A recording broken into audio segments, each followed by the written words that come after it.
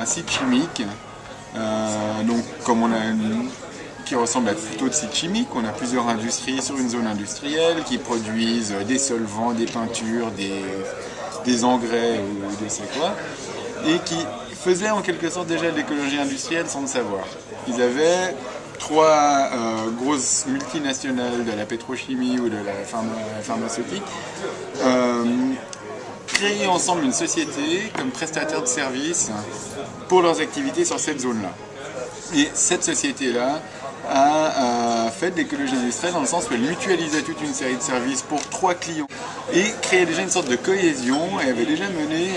jusqu'à un certain point la réflexion en se disant les 3 ont des besoins énergétiques, les 3 ont des besoins en matière de gestion de déchets, en matière de mobilité, de formation et on fait passer tout ça par le même entonnoir. Alors, ce secteur privé, aujourd'hui, a compris qu'il pouvait aller plus loin, déjà en examinant quelles sont les complémentarités entre ces 3 acteurs et les complémentarités entre cette zone d'activité et l'environnement dans lequel ils s'inscrivent, c'est-à-dire il y a une municipalité à côté, il y a un certain environnement, il y a de la production d'électricité grâce aux montagnes. Bref, ils ont enclenché la réflexion, pas du tout pour les raisons écolo, mais pour des raisons économiques. On a travaillé sur l'échelle d'un demi-canton où on a une promotion économique qui est chargée d'attirer des nouvelles entreprises, de créer de l'emploi et de rendre son territoire attractif d'un point de vue économique. Elle nous a mandaté pour lancer une démarche d'écologie industrielle parce qu'ils ont senti l'intérêt qu'il pouvait y avoir pour eux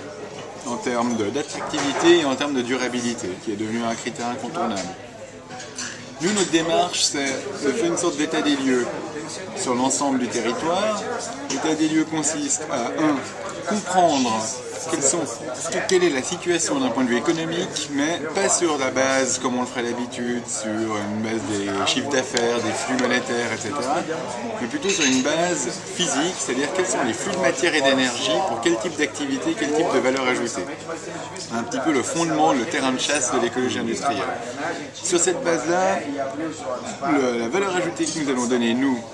à la promotion économique, c'est de se dire, eux, ils proposent déjà, dans le but d'attirer de nouvelles entreprises, de nouvelles industries, proposent des cadastres en disant, vous avez tel terrain à disposition, avec tel équipement, tel service, que ce soit de l'eau, des télécommunications, de l'électricité. Nous, on leur propose d'ajouter toute une autre série d'informations là-dessus, c'est-à-dire quels sont les flux de matière et d'énergie disponibles du fait des activités économiques existantes. Et sur cette base-là, on peut cibler le type